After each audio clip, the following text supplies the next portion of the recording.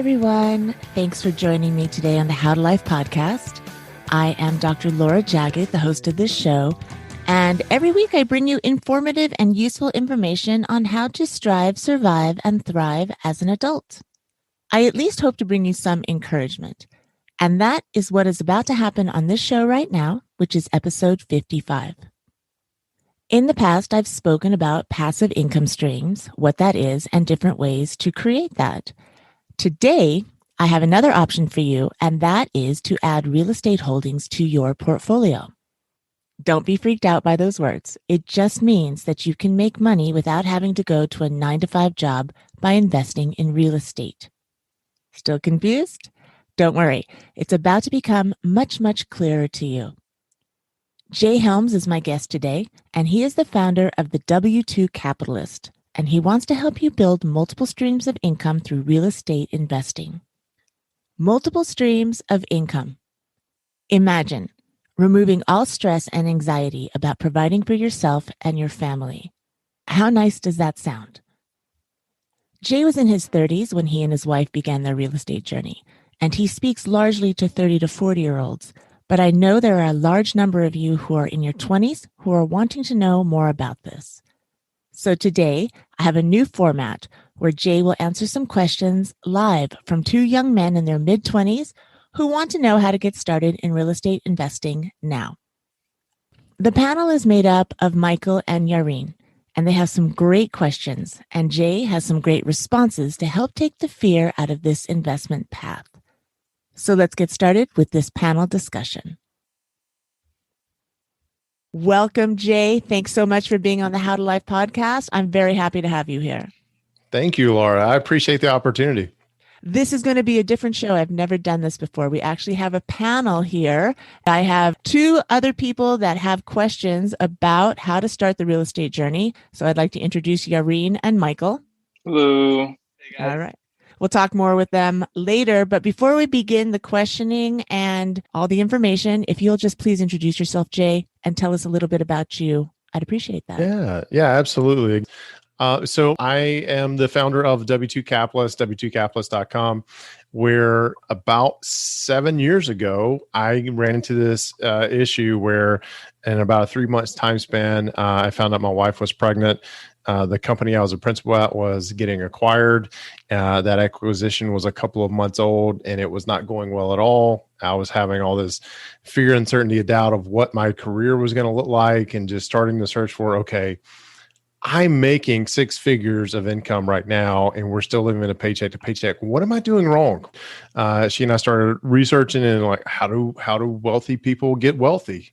And come to find out, there's an interesting statistic out there that over 90% of people who claim to be wealthy and have just tons of money, they have real estate in their portfolio. So we started going down that path, found the book Rich Dad, Poor Dad by Robert Kiyosaki, and just consuming that book at the time I did, during the path of becoming a new dad, made me just fundamentally shift at how I look at creating wealth for me and my family. And after finding Rich Dad, Poor Dad, we closed on acquiring our first rental property about 6 months after reading that book.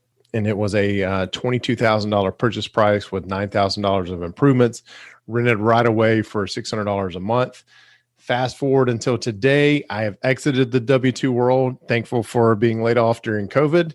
And we rely on strictly our rental portfolio, which is close to 300 units that we have in our portfolio all across 4 different states and all different asset types and asset classes. So it's pretty incredible that has happened over the last 6 or 7 years because, when COVID happened and I was laid off, honestly, transparently, I moped around the house that I got let go and some other SOB got to keep his job. You know what I'm saying?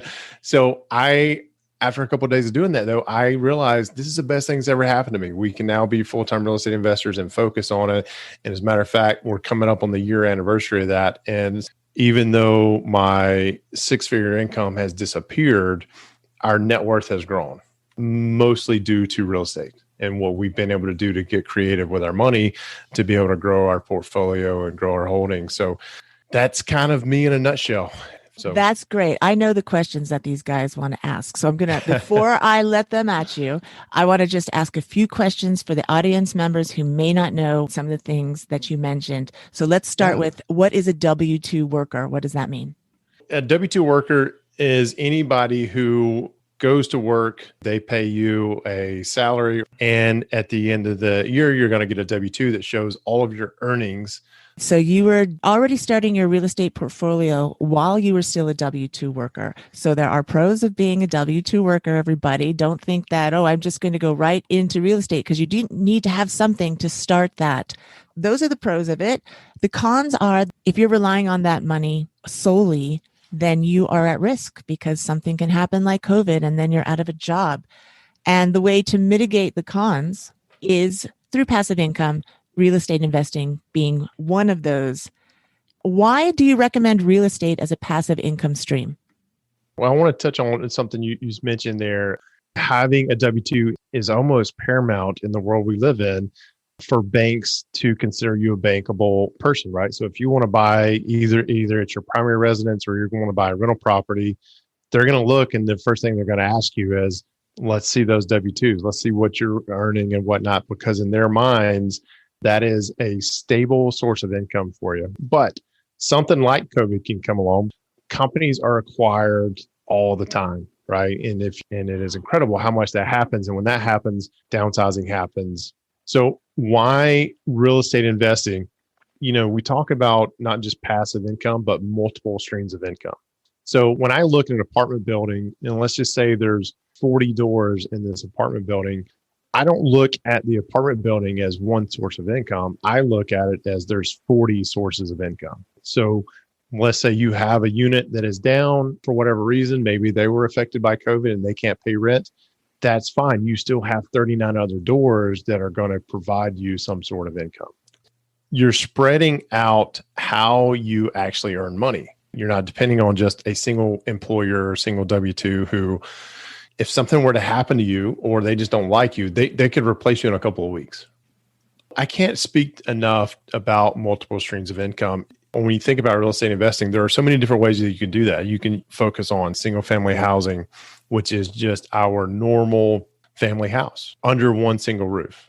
Or you can focus on apartment complexes, right? And you can partner up with a couple of buddies to come in and close one of these deals, right? And there are so many different ways to do this.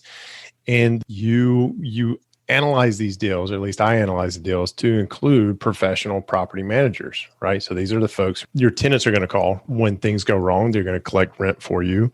They're going to evict the tenant if that has to happen, but they're going to be the people who take care of the property for you so you can go and focus on other stuff. And then like maybe 2 or 3 hours a month, you talk to the property manager and say, hey, what's going on? Tell me about, what needs my attention and that sort of thing. So yeah, the more passive you can be, I think the better. That's great. So you were getting ahead. Those were questions that were on my list. So what I'm going to do is I'm going to open up the panel, so to speak, guys. I love the panel. Yes, I love the panel too. I can't wait to hear some of their questions. These are guys in their 20s. They have W-2 income. One of them is also self-employed.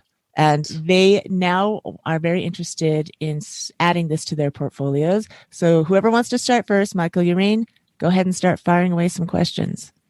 I'll go ahead and get started. This is something that always comes up, and I never really get a clear answer because I see videos where people will say, you can get started with no money. That's always suspicious. But in your experience, how much money do you need to have to get started? I love that you highlighted that seems suspicious. It's not suspicious. To me, it just can't be done. I think it's an interesting catchphrase that gets your attention. But ultimately, in the way I look at it, you have to have money to get started. Now, you can go about that several different ways, right? So if you have $0, you've got to get some money somewhere to start, even with marketing. A lot of folks who don't have money or have a lot of money, they start out with wholesaling, which is you find a distressed property that an owner just doesn't want to buy. You put it under contract, and then you turn around and sell that contract to somebody who's going to pay more for it. So in the interim, in that exchange, you would earn anywhere from $5,000 to $10,000 for that exchange. But but you still have to have money, right? You still have to have money to do marketing and find these folks. So the whole no money down strategy, it's a catchphrase to get people's attention. What was the second part of your question? You could recommend the minimum amount, right? Because a lot of people here are W-2 employees. Perhaps they have savings. So here's what I would do if I were in my 20s. Small multifamilies, these 2 to 4 units under one roof, banks treat those as a single family purchase. And if you're a first-time home buyer, there are some very appealing ways for you to get a loan where you can go and put possibly 3% down on a 2 to 4 unit building. There are some rules and stipulations around this. The stipulations around that FHA loan says that you have to live in the property for a certain amount of time. But the idea there is you go and you live in this property for 6 months, a year, whatever that stipulation is, and then you finally rent out that fourth unit and you go buy your next property. So the least amount of money to get into the buy and hold game would essentially be look at 2 to 4 units, especially if you're a first-time home buyer. Take advantage of those lending institutions that want you to be that homeowner, and then live in it for the time amount that you're required to, and then repeat the process. I think this is really great advice because, I mean, in my head, when I try to put the numbers together, and I'm only specifically speaking about the Las Vegas real estate market, right? But let's say you have a house, $350,000, and you need to put 20% down. You're telling me I could put 3% down if I'm going to live in it, right? But let's just say, traditionally 20% down. You need 70K right there, just, 60, 70K right there just to get a house. And then I'm thinking to myself, how do I get more money to get my next property? Because those rental income checks aren't going to be enough or substantial enough to make me that money that would get me the next property. That's it. Yeah. I mean, what are you talking about? What 20-year-old doesn't have $70,000 in their bank account? Well, that might be where going in with friends or family. What are your thoughts on that, pooling money? I love the idea. It has to be a strong partnership, and you guys need to know each other. You need to vet each other very well and realize I all have the same goals in mind. There's a very famous saying that if you want to go quick, go alone. If you want to go far, go with others.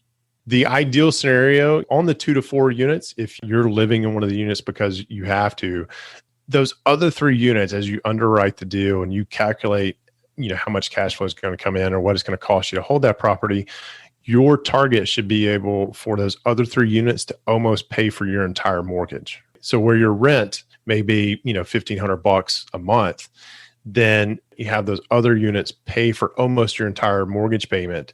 And that way you're living for, maybe $200 or $300 a month. But here's the other thing.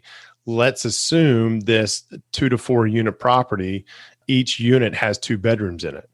Well, then you go rent the other bedroom out to one of your buddies. Even if it's at a discount, you're still going to be able to cover your entire mortgage payment.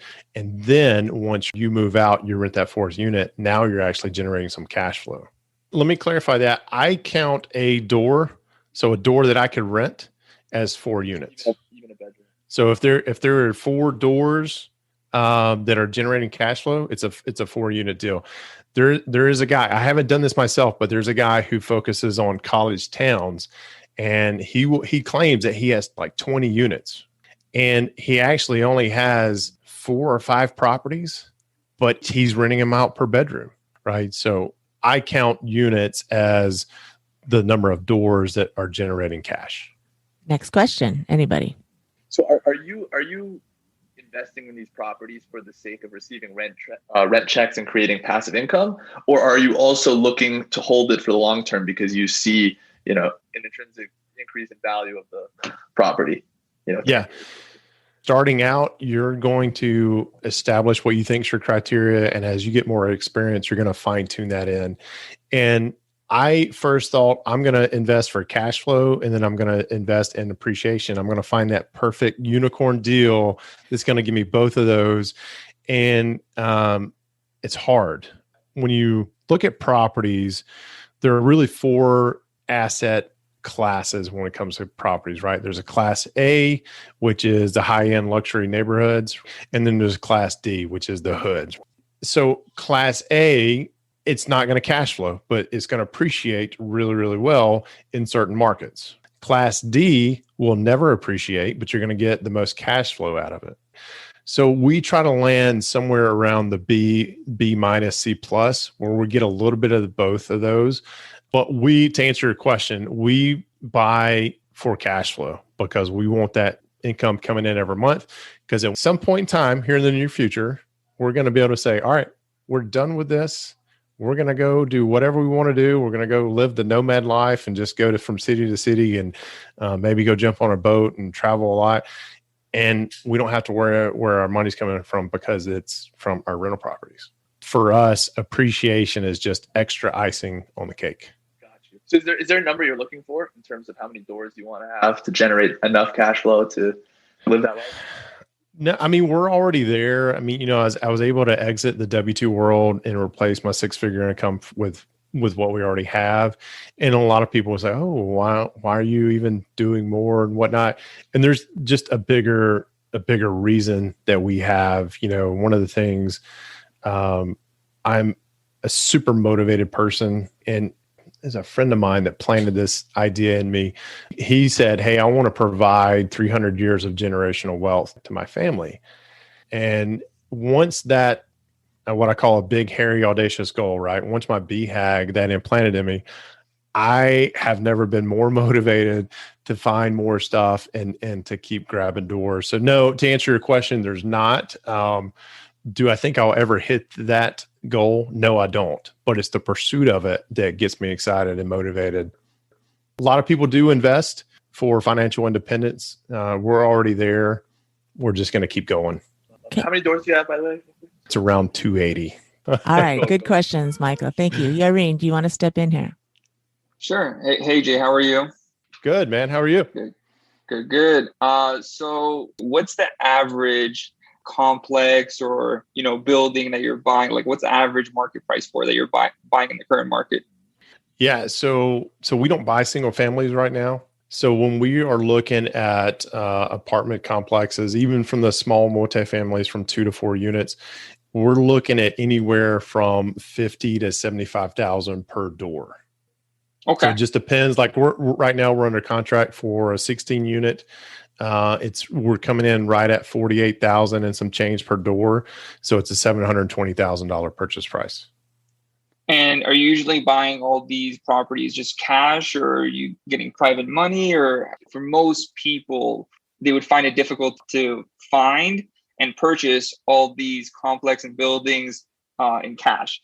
So. Yeah, I agree. And if you have the cash to purchase something like that, all cash, don't do it. It does not make any sense. I mean, right now, there's never been another time in history where you can borrow money at 2.5%, 3%. My advice would be to not use that cash, spread it over multiple assets and multiple doors, and you're just going to build your portfolio up that way. But the way that we have acquired this was through partnerships, bundling people's money together, and then using banks to do the rest of the financing. Okay, so you're saying with financing, so I'll give you an example. Okay, an individual, he just purchased a residential home. So getting another residential home, he wouldn't be able to.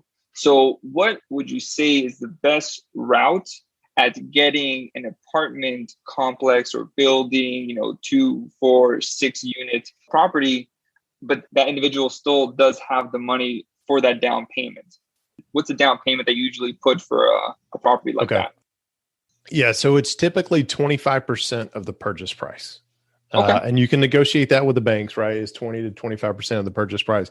But I want to go back to something you said is with a guy just bought a single family home.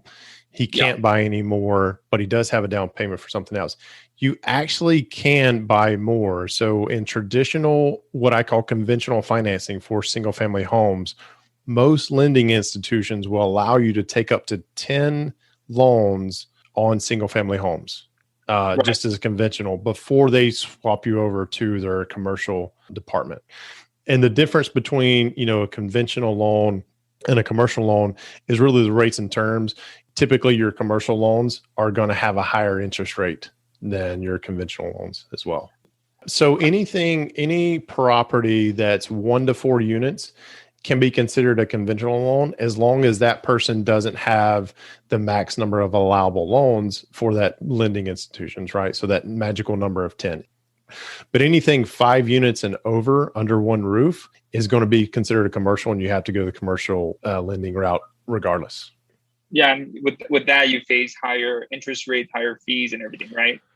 You do. You have typically what you see on that is you have higher interest rates, not much, maybe a point or two higher interest rate.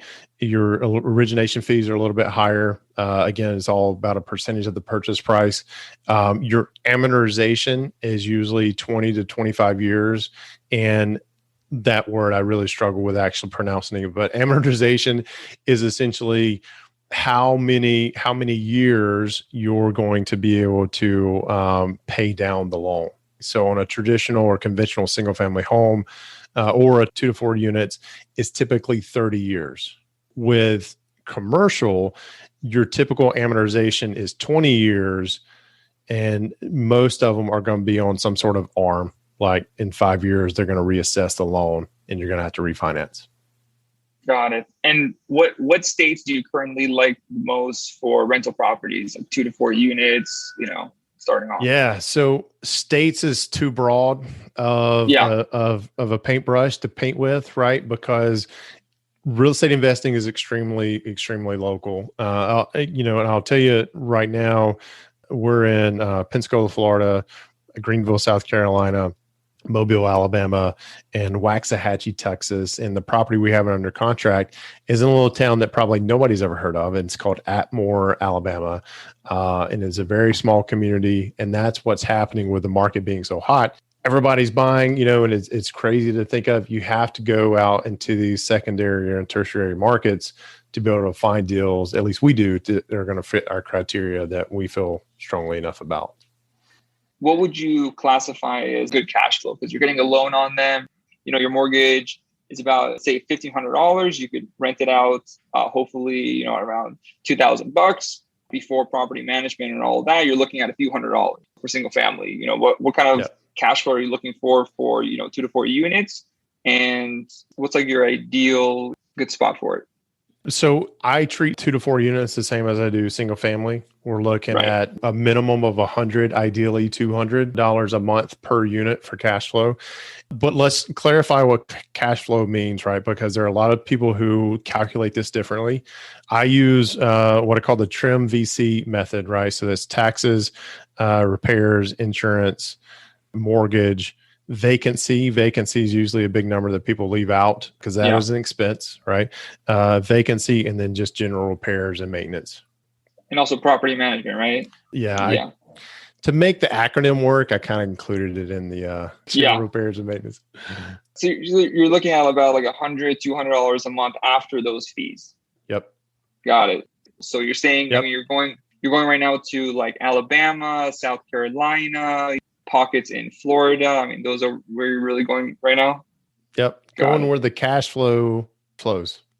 What kind of analysis are you doing to get this information? Like, are you going out personally, flying out there, doing, your routes, looking for properties? Are you reading some sort of, journal? Like, where do you get this information? Yeah. So in Pensacola and Mobile and Atmore, they're all kind of like a triangle right here where I live. And I've done business in those areas for about 10 years or so. So I know the markets. Greenville, South Carolina, my in-laws don't live very far from that. And it was a deal presented to me by somebody who I've come to know and trust. And after they presented it, I didn't do any due diligence on it. I was like, I trust you. I like the market. Here's my money. Let's make it happen. And then Waxahachie, Texas, I had never heard of that place before, but the guy who presented it to me, I just got to know him over the course of a year or so, and he finally brought a deal. And I was like, you know what? I trust you. I love the way that you underwrite deals. And both of those deals have not missed their distribution since we invested in them. When you get into bigger syndications like that, if you're not the sponsor for the deal, if you're not on the general partnership side, you really got to trust and know who you're investing with. And once you have that comfort level, then you need to do your own due diligence, but you don't have to do as much, if that makes sense. So if you had to do like a bullet point starter list for the most basic investor, right? We want to get started. We're trying to transition from that W-2 to the real estate lifestyle. I mean, what would be a very quick bullet point, step by step? That's a great question. So the first thing I would say is, and it really doesn't have anything to do with real estate related, but start hanging out with other people who want to invest in real estate, who want to build wealth through real estate investing, because most of what you go through as an investor is mindset. And if you're not around those people who share same thoughts and beliefs and can challenge you on how you're underwriting a deal or maybe looking at a market, you put yourself behind the 8 ball when you're not around people who are on the same journey. So watch who you hang around with, or hang around people with like-minded. The second thing I would recommend is don't be afraid to transition. There are tons of ways to invest in real estate. This year, I've done something I've never done before, and we started offering private money for other folks to buy rental properties. So I thought I wanted to be a wholesaler, because we didn't have any money. Even though I was making 6 figures, we were living paycheck to paycheck. So we started wholesaling. I bought a list, mailed that list, started getting these phone calls in, and quickly figured out I am not the person to do that. Bullet point number 3 is get your finances in order. If you don't know what a personal financial statement is, then you need to grab an Excel spreadsheet and go through that and start tracking it, because what gets measured gets improved. So start tracking your personal financial history. And basically what a personal financial statement is, it's a list of all your assets. It's a list of all your liabilities. And at the end of it, it basically produces what your net worth is. And I'm a bit of a historian. I kind of like to see where we've been and where we're going. And, when I first started doing this 6 years ago, we had a negative net worth, if that's even possible, making 6 figures and having negative net worth. And now it's tremendous to see what it's done. The fourth thing I guess I would say is, you now know what it takes for you to live from month to month. You know what kind of cash that you need to be generating from your rental properties. And then the fifth thing is, don't do it until you have a plan in place. Nobody needs to jump out of a plane without a parachute. As long as you follow those 5 things, you'll be okay. Yareen, anything to add to that? You have a guy like Warren Buffett. He's saying, you have a budget every single month, but there's also apps or websites like Mint, where, you connect your bank accounts, credit cards, what's going in, what's going out. And it's kind of categorizing for you and telling you, how much you're spending and all of that. So do you manually break it down like on an Excel sheet, like every quarter, or do you utilize one of those websites? And by the way, Mint is free. So what is the easiest and most efficient way to handle that? And that's going to vary per person. So there is Mint. There's another one I can't remember that I actually used. It was. Is it the personal? Yeah, it was personal something. Personal Capital, and there's Money Patrol. Those are the 3 top ones based on the article I saw. And they're all free. There's something about, and we connected one of them. I started tracking it for about 6 months. And what I found out of all that is those were overcomplicated for what I was trying to do. I wanted to get to the bottom number, because basically what I'm tracking is net worth. And when you go into these systems, every expense that comes in, before it gets tied to anything, you have to classify it. In the end of the day, I didn't care about any of that. I wanted to just know where we were in our net worth journey. So what I discovered is I was spending probably 30 to 45 minutes a week in that system. And now it takes me about an hour per quarter just to go down through the spreadsheet that I have and do it. So it comes down to personal preference. Do you want that real time shot of where you are in the system? If you do, try one of those systems out. It was almost like sensory overload for me when I tried to do that, because I wasn't looking to track all that stuff. Go back, sit down one afternoon, right? And get all your credit card statements, all your financial statements, and look at where you're spending your money and look at how much money you're spending. And that's going to give you a snapshot of, this is where I'm at. This is where I need to be. I think that's a good practice when you're first starting out. It's something certainly my wife and I did. We actually just said, okay, here's day one. What did you spend today? And we did that for about 6 months. And while that was a painstaking process, I know every week what we spend based on going through that exercise and kind of burning that into my brain. So I know kind of what's going on, to the point where I don't have to sit down and budget and stress over those numbers on a consistent basis. It's important to know where your money's going. And if you have consistent habits, then you get an idea about it. It's when you're like, oh, I want that and I want that and I want that. And you have no idea where your money's going and then you don't have any. Budget is just telling your money where to go instead of wondering where it went. Yes. If you allocate your dollars to go to certain buckets, then there is no guilt spending. There is no temptation to go over budget. You know that for that month, you've got X number of dollars of food, and just be disciplined about it and spend it correctly. It's when you're not disciplined, we tend to get ourselves in trouble with. It's all about discipline. Whatever it is. It is. There was a question that one of you guys posed. Do you think it's worth getting your real estate license to handle your own transactions? If you're doing more than 3 or 4 transactions a year, I would say yes.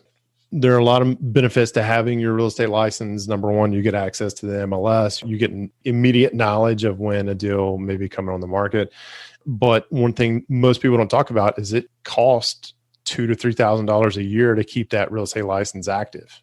And for me, we don't do enough deals, and my focus is typically elsewhere to have mine. But if you're in flipping or you're buying and holding more than 3 or 4 properties a year, then yeah, I could say you could justify it because you're basically paying yourself that commission over those 3 properties pays for your real estate license. It has to be in your state. Yes. Anything else, guys? Michael? Yeah. You mentioned that the first property you buy that you intend to live in, you can get really great loan options where it's like 3% instead of the traditional 20%. Are there any other sort of loopholes, or I don't want to use the word loophole, that has a negative connotation, but like ways that I can get a property for less than 20% down? There are. By the way, loophole is not negative. When you, cool, I love loopholes. To me, it's you're highlighting something that maybe not everybody knows about, and you're taking advantage of it. And you should never feel guilty about doing that. So loopholes are a good thing. Yeah, there's a couple of different ways that you could do this. There's a guy, he just bought a duplex. He found this owner who was wanting to sell it. She was in a spot where she just didn't want it anymore. And it was fully occupied. Both sides had tenants in there that were paying. And he just talked to her and said, how about you finance this for me for 5 years? I'll pay you off at the end of 5 years, but I got to have 0 money down. And I think it was like 5% interest. And she said, yes. I mean, talk about a unicorn of a deal. So they're out there. Another thing about this business is it is definitely a relationship business. You build relationships as you start to go and you start to get some momentum and you start relying on realtors and wholesalers to bring you deals. They're going to think of you first. The reason why we're under contract on this 16 unit is because my partner has been building relationships in this market for about 6 months. And this deal came to us. It was under contract with another company. It was a company that was buying it. That contract was about to expire. They had made no progress on it whatsoever. And he just happened to know the realtor that had it listed, made a phone call. Hey man, you got anything for me? And he goes, well, actually we got this 16 unit that might be coming out of contract. We had our offer in before their contract expired. Got it under contract. And like 2 days later, they have a backup offer for about 50 grand more. So it is very much a relationship business. If you want to be in it for the long haul. There are just questions upon questions upon questions that are coming. We could go on forever here, but this was a really good start. It was a great feel. And Jay, where can people find more information about you and W2 Capulus? And you have a podcast as well. Tell us all about that.